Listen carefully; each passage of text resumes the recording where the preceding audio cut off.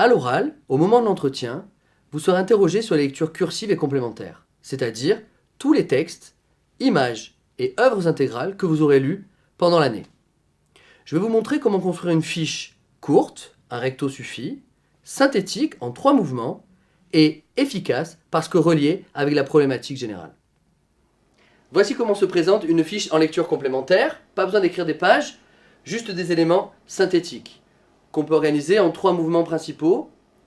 J'ai choisi le mondain de Voltaire et je commence par des éléments biographiques qu'il faut cibler puisqu'on s'intéresse à la vie de Voltaire au moment où il écrit le texte. Et ce qu'il se passe d'important dans sa vie, c'est qu'il est invité au château de Cirey en 1734 et qu'il vit des moments de luxe et de faste au milieu des nobles, dans un château magnifique, avec des jardins, des soirées, des banquets. Et c'est cela qui va influencer l'écriture du texte. On est bien, vous voyez, dans les origines du texte.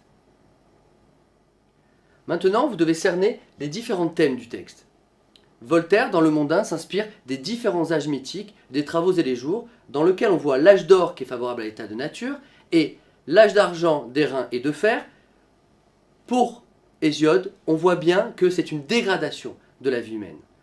Bien au contraire, Voltaire fait l'éloge de l'âge de fer, de cette dernière époque, et de sa modernité. Par rapport à la problématique du corpus, l'évolution de l'idée de bonheur, quelle est la thèse de Voltaire ?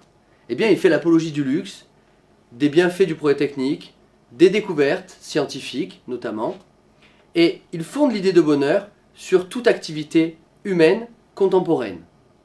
Il en profite pour critiquer le récit de la création, et on voit bien que cette satire permet de montrer l'illusion d'un salut éternel qu'il oppose au bonheur terrestre. L'objectif de cette dernière partie, c'est de montrer le rapport qu'entretient ce texte avec l'ensemble du corpus. N'oubliez pas d'ajouter à la fin de la fiche, en écho ou en contrepoint, un texte issu des lectures analytiques. Moi j'ai choisi Les Aventures de Télémaque, dans lequel Fénelon fait l'éloge de la vie simple et naturelle.